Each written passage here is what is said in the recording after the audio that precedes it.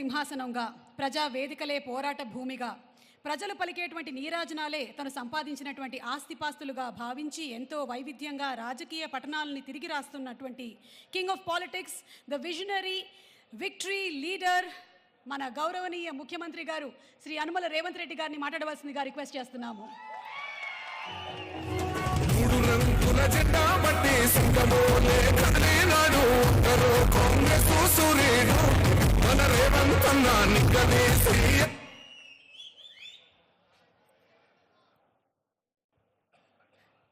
మిత్రులారా, ఈరోజు ఒక మంచి ఎకో టూరిజం పార్క్ను ప్రారంభించడానికి,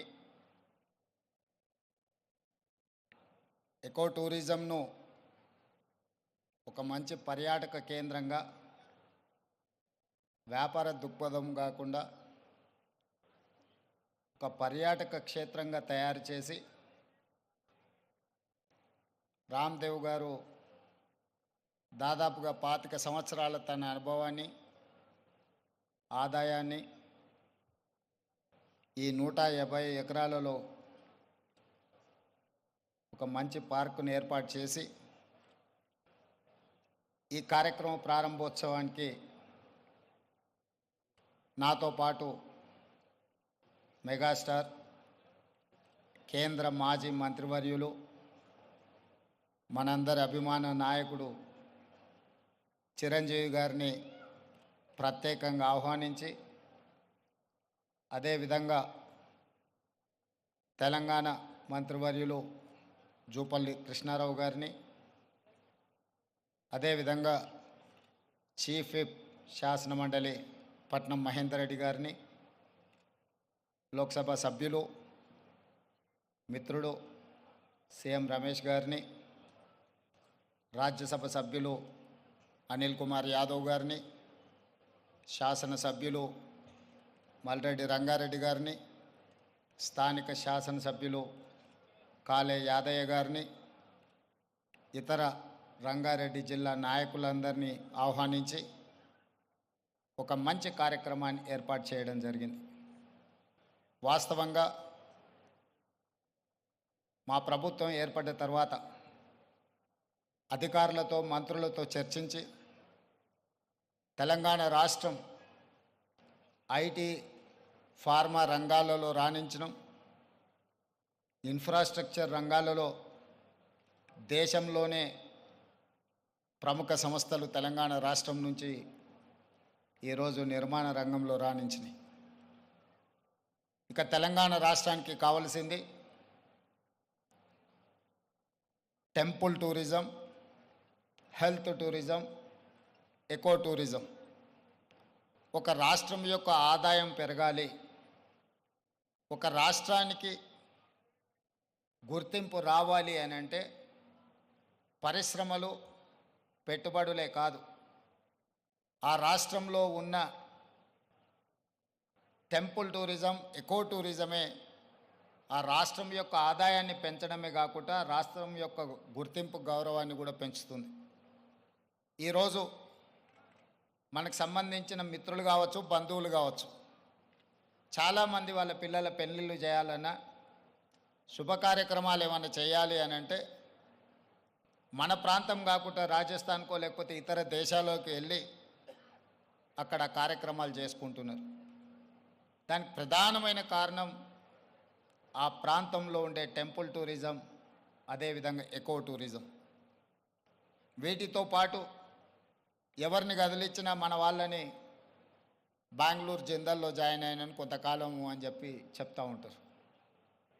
మనం ఈరోజు మందిరాలను దర్శించుకోవాలంటే తమిళనాడుకో ఇతర రాష్ట్రాలకో వెళ్తున్నాం. ఫారెస్ట్లో ప్రకృతి సహజ వనరులను చూడాలి అంటే మధ్యప్రదేశో లేకపోతే ఇతర రాష్ట్రాలకు వెళ్తున్నాం. అదేవిధంగా హెల్త్ టూరిజం విషయంలో కూడా మనం ఎక్కడెక్కడికో వెళ్ళాల్సిన పరిస్థితి. కానీ అన్ని సహజ వనరులు ఉన్న తెలంగాణ రాష్ట్రంలో ఇప్పటి వరకు ప్రభుత్వాల దృష్టి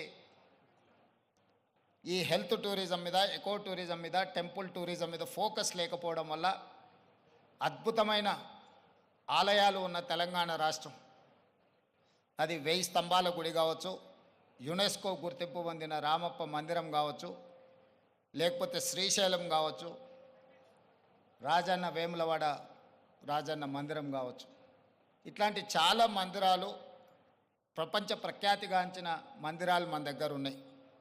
ఈరోజు కవాల్ కావచ్చు, tiger reserve forest, Nallamala tiger reserve forest కావచ్చు, జూపల్లి కృష్ణారావు గారు ప్రాతినిధ్యం వహిస్తున్న కొల్లాపూర్ ప్రాంతం, నల్లమల అటవీ ప్రాంతం, కృష్ణానది జలాలు ప్రవహిస్తున్న ప్రాంతం, అక్కడ మందిరాలకు, అక్కడ ప్రకృతి సహజ వనరులకు కొదవలేదు. మల్లెల తీర్థం లాంటి ప్రాంతాలు మన దగ్గర ఉన్నాయి. కానీ వీటికి ఇవ్వాల్సినంత ప్రాధాన్యత, తీసుకురావాల్సినంత గుర్తింపు తీసుకురాకపోవడం వల్ల మన రాష్ట్రంలో temple tourism, eco tourism, health tourism వెనుకబడుతున్నది. ఈరోజు ఎకో టూరిజంలో టూరిజం పాలసీని ఈ మధ్యలోనే శాసనసభలో మనం చర్చించినాం. దానికి మంత్రి జూపల్లి కృష్ణారావు గారే ఆ పాలసీ తయారీలో కీలక పాత్ర పోషించారు. రాబోయే కొద్ది రోజుల్లో టూరిజం పాలసీని తీసుకొచ్చి టూరిజం పాలసీలో ఎకో టూరిజంను ప్రోత్సహించాలని ఈరోజు మన ప్రభుత్వం ముందుకు వెళ్తున్నది. కానీ ప్రభుత్వానికంటే ముందే ఎకో టూరిజం ఈరోజు రామదేవరావు గారి ఏర్పాటు చేసిన 150 ఎకరాలలో ఒక అద్భుతాన్ని సృష్టించిండు. ఈ అద్భుతం వారికి ఒక్కరికి ఆదాయం తెచ్చిపెట్టేది కాదు, రాష్ట్రానికి కూడా ఆదాయం తెచ్చిపెడుతుంది, రాష్ట్రానికి కూడా గుర్తింపు, గౌరవం తెచ్చిపెడుతుంది. ఈరోజు మనం మొక్కలు కొనాలంటే గోదావరి జిల్లాలకు వెళ్ళాల్సిన పరిస్థితి. ఎవరైనా జూబ్లీ హిల్స్, బంజారా హిల్స్ లేదా ప్రముఖులు ఎవరైనా ఇల్లు కట్టుకుంటున్నారు అని అంటే గోదావరి జిల్లాల నుంచి మొక్కలు తెప్పించుకునే పరిస్థితి నుంచి ఈరోజు వికారాబాద్, చెవెళ్ళ ప్రాంతం నుంచే ఎవరు ఇల్లు కట్టుకోవాలన్న, ఇంతకుముందు పెద్దలు చిరంజీవి గారు చెప్పారు, 20 సంవత్సరాల క్రితమే వాళ్ళు ఇల్లు కట్టుకున్నప్పుడు జూబ్లీ హిల్స్లో ఒక ప్రత్యేకమైన మొక్కల్ని పెట్టాలి అంటే రామ్దేవ్ గారి దగ్గర నేను తీసుకున్నాను. ఇది ఇంకా అభివృద్ధి పదం వైపు నడవాలి. ఈరోజు ఇక్కడ జరిగిన అభివృద్ధి ఇక్కడ మన కళ్ళకు కనిపిస్తున్నది 30%. నేను అనుకోవడం ఇంకొక సంవత్సరంన్నర తర్వాత ఇది ఒక అద్భుతమైన పర్యాటక క్షేత్రంగా మారుతుంది అనడంలో ఎలాంటి సందేహం లేదు. ఖచ్చితంగా ఇది ఆ దిశగా రాణిస్తుంది. ఇక్కడ మేము కొంతనే చూసినాం, మిగతా ఏర్పాట్లు కూడా అద్భుతంగా చేస్తున్నారు. దీంతో పాటు ఇంతకుముందే మా యాదయ్య గారు చెప్తున్నారు, వికారాబాద్కి హవా లాఖో రూపాయి కా దవా అని. వికారాబాదులో ఉన్న అడవిని ఆనాడు నిజాం సర్కార్ మెడిసినల్ ప్లాంట్స్ పెట్టి మీకు మొత్తం తెలంగాణ రాష్ట్రంలో ఉండే టెంపరేచర్ కంటే చిరంజీవి గారు వికారాబాద్లో వికారాబాద్ అటవీ ప్రాంతంలో 2-3% టెంపరేచర్ తక్కువ ఉంటుంది. లెప్రసీ వచ్చిన వీళ్ళని తీసుకొచ్చి ఇక్కడ వికారాబాద్ ప్లాంటేషన్ అక్కడ వదిలేస్తే 2 monthsలో ఆటోమేటిక్ ఏ ట్రీట్మెంట్ అవసరం లేదు. ఇక్కడ ఉండే ప్రకృతి సహజ వనరుల వల్ల వాళ్ళకి ఆ రోగం నివారించబడుతుంది. గతంలో మెడికల్ ట్రీట్మెంట్ లేనప్పుడు ఎవరికైనా లెప్రసీ వస్తే వాళ్ళ కుటుంబ సభ్యులను ఇక్కడ తీసుకొచ్చి వికారాబాద్లో వదిలేస్తే 2-3 నెలల తర్వాత వాళ్ళని మళ్ళీ తీసుకెళ్తే వాళ్ళు టీబీకి సంబంధించి ఏ సమస్య వచ్చినా ఇక్కడ ఆ కుటుంబ సభ్యులను వదిలేసిపోతే 2-3 నెలలలోనే ఆటోమేటిక్ ఇక్కడున్న ప్రకృతి సహజ వనరులతో వాళ్ళకి తగ్గిపోయేది. అంటే ఈ ప్రాంతానికి ఒక ప్రత్యేకత ఉన్నది. అందుకే ఈరోజు జిందాల్ లాంటి వాటికి ఎక్కడికో వెళ్ళడం కాదు, ఇక్కడనే పెద్ద పరిశ్రమలకు సంబంధించిన వ్యక్తులు తొందరలోనే ఇక్కడ పెద్ద ఎత్తున ఏర్పాటు చేయబోతున్నారు వికారాబాద్ ప్రాంతంలో. మొన్ననే దావోస్లో అగ్రిమెంట్ చేయడం జరిగింది. తొందరలో వికారాబాద్ ప్రాంతాన్ని ఎకో టూరిజంలో పూర్తి స్థాయిలో అభివృద్ధి చెయ్యాలని ప్రభుత్వం ఏదైతే అనుకుంటుందో ఒక అడుగు ముందు ప్రభుత్వానికంటే రామ్దేవ్ గారు వేసి ఇంత మంచి వ్యవస్థని ఇక్కడ ఏర్పాటు చేసిండు. తొందరలో ఈ ప్రాంతం యొక్క అభివృద్ధికి ఇది ఒక ప్రాతిపదిక అవుతుంది.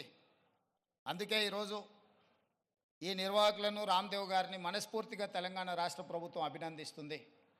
ఇంకా రావాలి ఇట్లాంటి పర్యాటక క్షేత్రాలు. ఇదొక వ్యాపార కేంద్రంగా కాకుండా పర్యాటక క్షేత్రంగా కూడా రాణిస్తుంది అనడంలో ఎలాంటి సందేహం లేదు. ఈరోజు నాతో పాటు చిరంజీవి గారు, సీఎం రమేష్ గారు, మా మంత్రులు, శాసనమండలి సభ్యులు, శాసనసభ్యులు అందరు రావడం, ఇట్లా కార్యక్రమం రోజువారీగా ఎన్నో రాజకీయ కార్యక్రమాలలో పాల్గొంటుంటాం, కానీ ఈ కార్యక్రమంలో పాల్గొనడానికి ఒక ప్రత్యేకత ఉన్నది. ఈ ప్రత్యేకత రాష్ట్రం యొక్క ఆలోచనకు అనుగుణంగా ఉన్నది.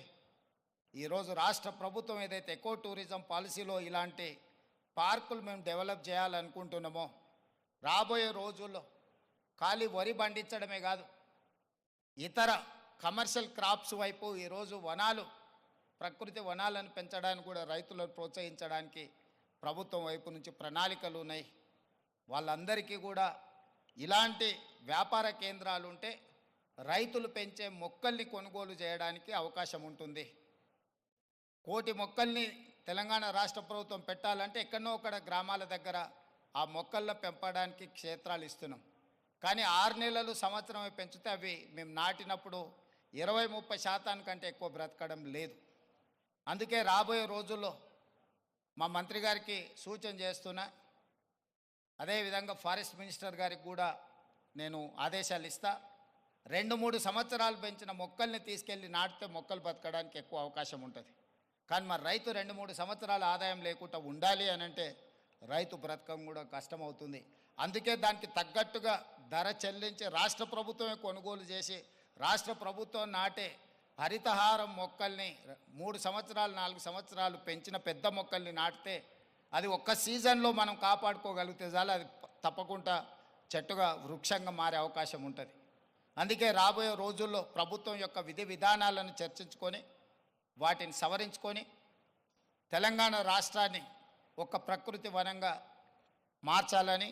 అక్కడ రామయ్య గారు ఉన్నారు, ఒక సామాన్యమైన రైతు.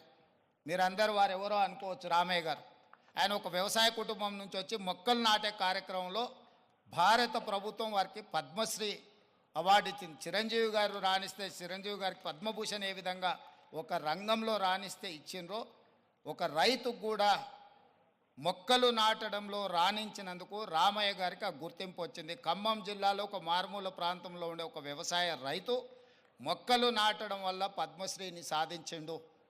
అంటే ఒక కమిట్మెంట్, డెడికేషన్ ఉంటే ఈ ప్రభుత్వాలు గుర్తిస్తాయి, ప్రోత్సహిస్తాయి. రామయ్య గారు లాంటి వాళ్ళని మనం ఆదర్శంగా తీసుకోవాలి. అందుకే ఈ మధ్యకాలంలో కేంద్ర ప్రభుత్వాన్ని కలిసినప్పుడు మాకే నాంపే ఎక్ పేట్ అంటే తల్లి పేరు మీద విద్యార్థులందరూ ఒక మొక్కను నాటి దాన్ని సంరక్షించాలనే ఒక విధానాన్ని ముందుకు తీసుకొస్తున్నాము. ప్రతి విద్యార్థి తమ కన్న తల్లి పేరు మీద ఒక మొక్క నాటి ఆ స్కూల్లో ఆ మొక్కను కాపాడితే కొన్ని లక్షలాది కోట్లాది మొక్కల్ని ప్రతి సంవత్సరం మనం పెంచుకుంటూ పోవచ్చు. ఇట్లాంటి వినూత్నమైన కార్యక్రమాలను ప్రభుత్వం తీసుకురావాలనుకుంటుంది. తొందరలోనే ఈ విధి విధానాలతో ముందుకు వస్తాం. ఏది ఏమైనా రామ్దేవ్ గారిని మనస్ఫూర్తిగా అభినందిస్తున్నా. ఒక మంచి పర్యాటక క్షేత్రంగా దీన్ని తీర్చిదిద్దండి. ప్రభుత్వం వైపు నుంచి అవసరమైన సహకారం తప్పకుండా ప్రభుత్వం అందిస్తుంది. మంత్రి జూపల్లి కృష్ణారావు గారు, స్థానిక శాసనసభ్యులు యాదయ్య గారు, మహేందర్ రెడ్డి గారు ఉన్నారు. ఏదైనా స్థానికంగా అంశాలు ఉన్నా కూడా వారు మీకు సంపూర్ణమైన సహకారాన్ని అందిస్తారని తెలియజేస్తూ మీ అందరి దగ్గర సెలవు తీసుకుంటున్నారు. ధన్యవాదాలు మిత్రులారా.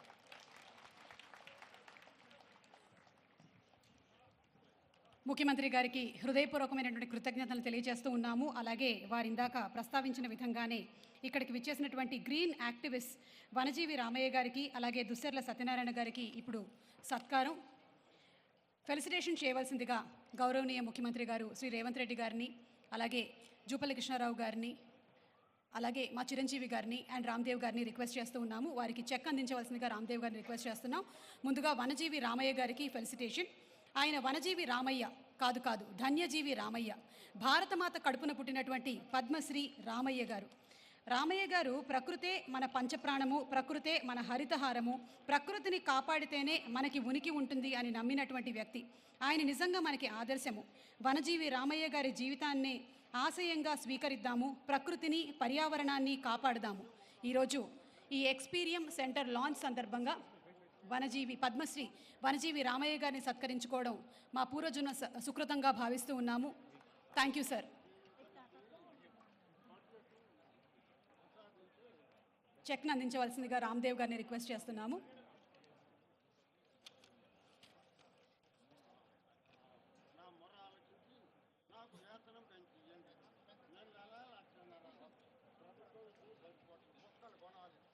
అలాగే తదుపరి సత్కారం దుస్సర్ల సత్యనారాయణ గారు వారసత్వంగా తనకు వచ్చినటువంటి 70 ఎకరాల భూమిని 6 దశాబ్దాలుగా శ్రమించి మానవ నిర్మిత అడవిని సృష్టించారు. మూగ జీవులకి ఆవాసంగా, జీవరాశులకి ఆహారంగా, నీళ్లు అందించేలాగా అడవిగా మార్చారు. వీరు నిజంగానే మనకి ఆదర్శం.